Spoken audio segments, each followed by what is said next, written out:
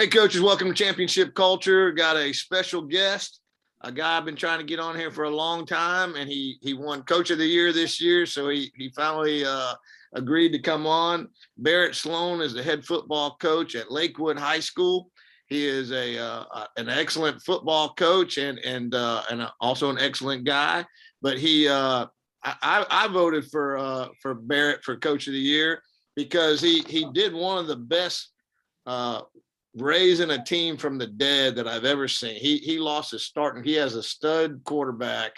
Lost him. Was it the first or the second game that you lost him, Barrett? First game. First game.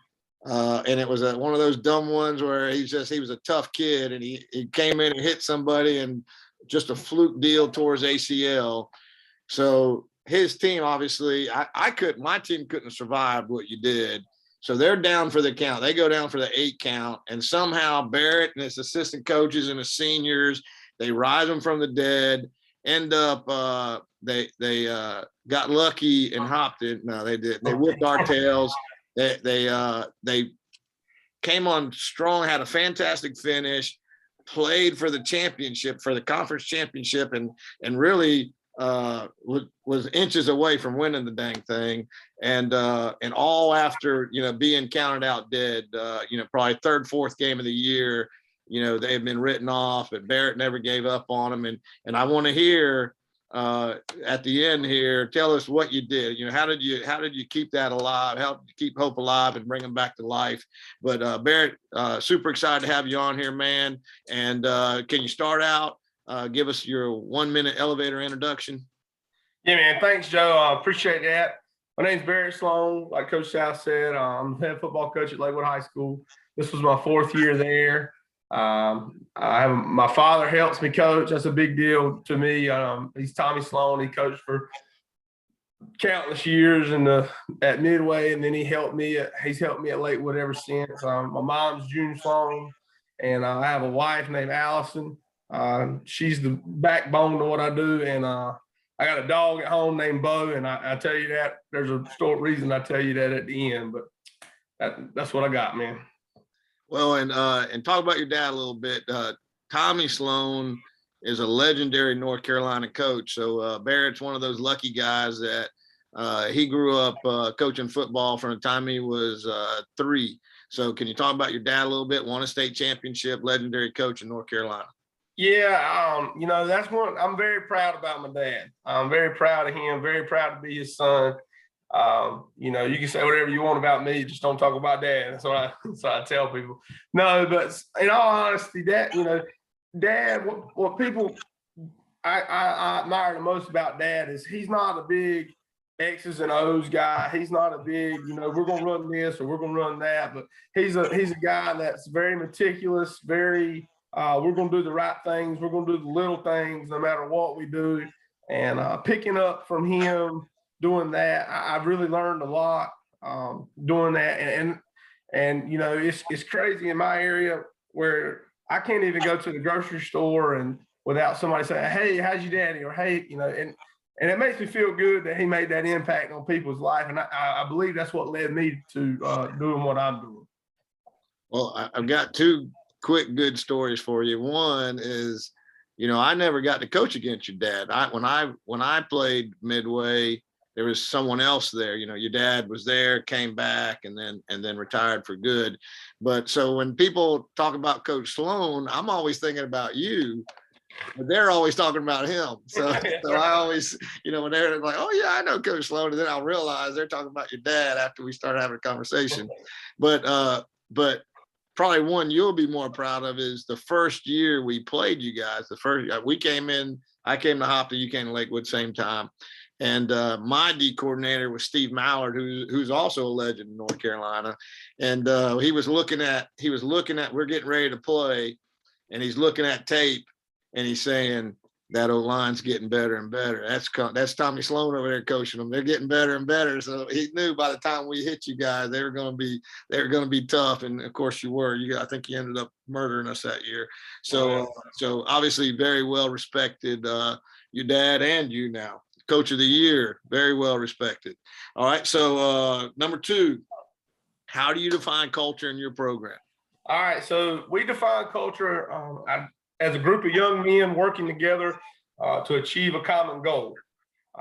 That's our definition of culture. But it's funny, that is the verb. So we also use that same definition as family. So what is a family? What is culture? It's interchangeable. One's just a noun and one's just a verb. How often and how on purpose are you when it comes to culture? Not as often as I should be. We have our daily talks. We talk about our daily things where, our daily words, key points. On Monday is a mental toughness. Tuesday's leadership. Wednesday's work ethic. Thursday, I let my coaches come up with some of them, man. And first couple of years, we really lacked what we call focus on Thursdays. So my defense coordinator was like, man, we got to do focus on Thursdays. That is the key. That is what we need to do, because, we line up in a 2 instead of a 3 or something like that on a extra point block or a punt block, and they fake it.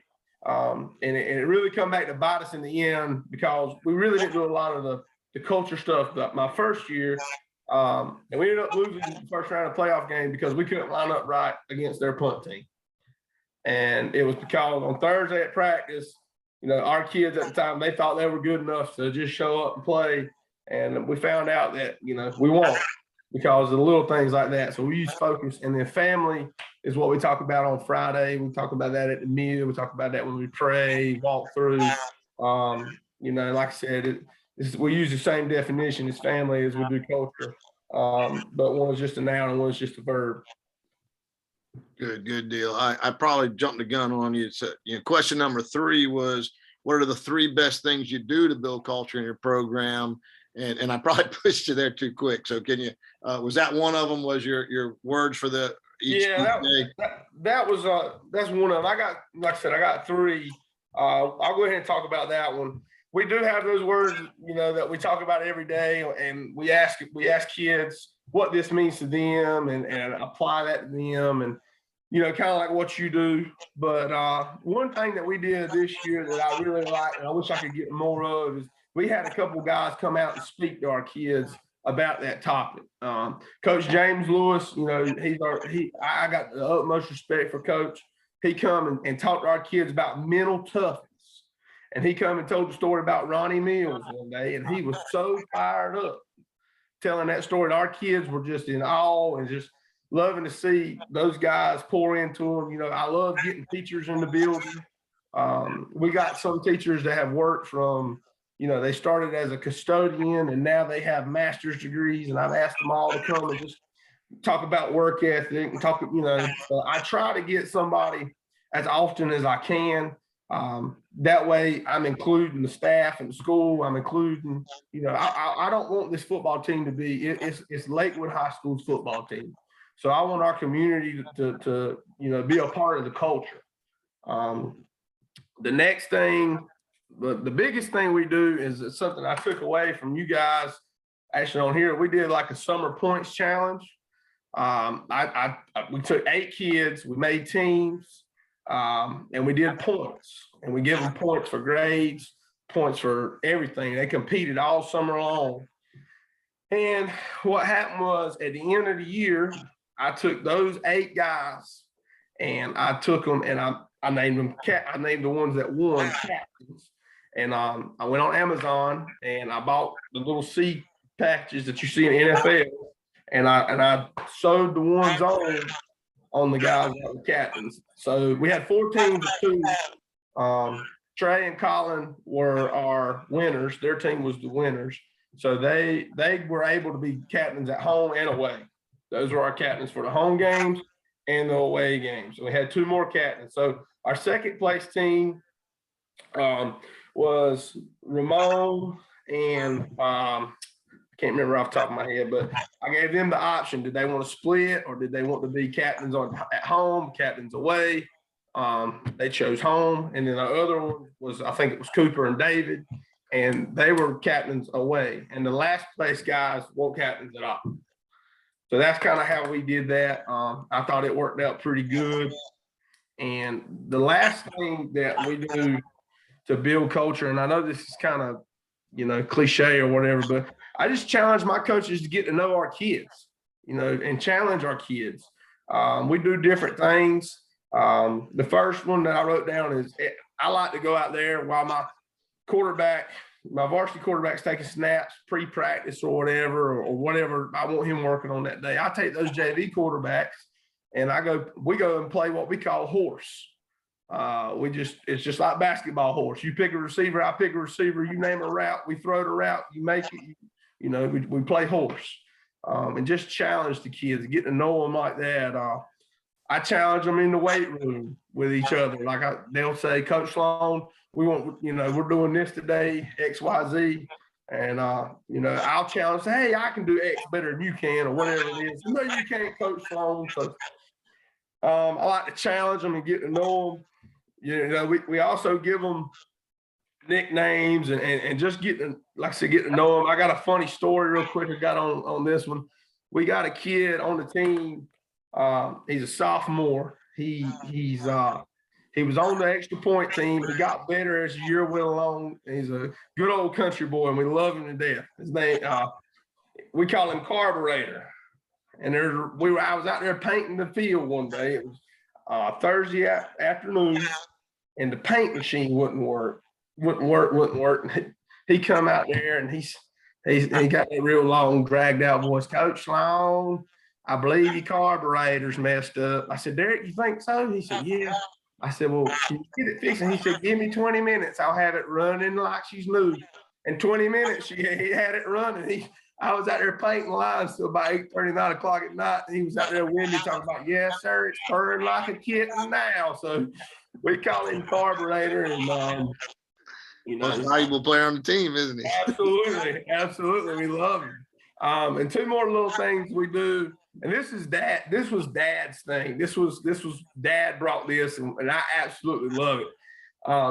If there's a football player at that school, and we ask them what's going on, they better say Lakewood Leopards. It's not nothing, not this, not that. It's, hey, the Lakewood Leopards. And our kids, we got where if they don't answer that right, they're doing 5 push-ups in the hallway. I mean, they get each other, and they love to get me. They always ask me what's going on. And I say, you ain't going to get me today, And the last thing, we've had this up our sleeve for a while. We just have never had an opportunity to do it. At Lakewood, we want to play for games that are important. We want to play for conference championships, county championships, big time games. And we took a page out of Clemson's book. And, when Clemson plays for championships, they wear orange pants. I had a buddy that played at NC State. He told me that they were out there warming up. Some team, I think it was Carolina or somebody lost, and all Clemson had to do was win to win the ACC. And that after they went in and stretched, they put on orange pants. He said, and they proceeded to tote and tail whooping. So this year, I brought out some of them them pants were older than I were. They were gold pants. And we wear gold pants for conference championship games and county championship games and stuff like that. And it built pride, built a sense of culture, I felt like, in our locker room. Our kids said the whole week, we wear gold pants because we're champs. We wear gold pants because we're champs. And our kids really bought into that. And I don't want to say that we wore gold pants and give Rosewood a run for their money, but if we're in that boat again, we're going to be wearing gold pants. So that's just a couple things we do. I'm gonna steal all those, man. That's good stuff. Question number 4. And I know we're not going to let your boyish good looks throw us off here. You're coach of the year, and you raised that team from the dead with your leadership. So the $1 million question is, what do you know now that you wish you knew when you first got started? 2 things. I really thought about this a lot. And the first one is you can't save every kid. You can't save every kid. I tried, when I got to Lakewood, I wanted every kid to play, and I still do. And I'm going to try the same thing to get every kid. But at the end of the day, I can't, I can't get them. And I had to learn the difference between treating them fair and treating them equal. That's one thing that I had to learn. I wish I could go back and I knew that at the beginning. And the next biggest one was trust your coaches. Give them responsibilities. When I first took the job, man, I wanted to call offense, call special teams, paint the field, cut the field, have practice ready, get the practice schedule out. I mean, you name it. I wanted to do it. So I've let a couple things go, man. I like kickoff team. Don't nobody want to be the kickoff team coach. Don't nobody. I mean, because that's where it makes or breaks you. But Coach Bass has stepped up. He does an excellent job. He takes a lot of pride in that, and we really appreciate him doing that. Conditioning, 2 days a week. I don't even worry about conditioning. My defensive coordinator handles our conditioning. He knows that I want to do pursuit on Tuesdays and what we call wetsuit takeaway drill on Wednesday. So I give those to them guys. At first, like I said, I was, tight as a tick, and that might be why I was 25 getting gray hair. But, I say trust your coaches, and you can't save them all. That's spoken like a veteran right there, man. Good stuff. All right, brother. Last one, contact information and anything you want to promote. Now you kind of gave me a sneak peek on this, what you want to promote thing. I thought it sounded really good. Yeah, my Twitter is Coach Sloan 11. You can follow me there. My email, you can give me at wsloan@samson.k12.nc.us or coachsloan11@gmail.com. And two things I want to share. First thing, man, is the 1A football coaches. I shout those guys out. It's hard to be a 1A football coach when people, they think that laundry magically stacks itself, and the blinds magically stay there and stuff like that, and the grass gets cut. So when you got a small school, shout out to those guys. I just want to give a shout out to the coaches that go in and grind every day, and don't have all the coaches on staff in the world that work their tails off. So shouting those guys out. And the last thing, I mentioned my dog earlier. I was at a clinic with James Lewis probably 2 or 3 years ago. We were in Greensboro, and it was the best advice I've ever gotten about football coaching. I'm sitting there, and this guy's giving this long presentation. I think it was on the Inside Zone. He said at the end of it, he said, guys, whatever you take from this, get you a dog. I said, okay, he's perked my interest now. So I said, why get a dog? He said, because when you win 50-0 or you lose 50-0, when you get home, he's still gonna love you just as good. And in good years and bad years, I've come to learn he's right. So get you a dog, fellas. Get you a dog. Amen, brother. Yeah, man. That's good. That's good. I don't know if I've told this one before, but you just reminded me on your, the single A coaches got to do everything. Well, my first year as a high school coach, I was the head coach. I was a GA at Valdosta State, and then I'm the head football coach at Dooley County. And, we didn't do anything in college. You don't do any of that. You don't paint any lines. You don't do any laundry. All that stuff's magic. That happens. They got a crew of people that does that. So we're out there the very first Thursday night. We got to lay lines down. I hired, I brought 2 GAs with me, so there's 3 GAs on this staff.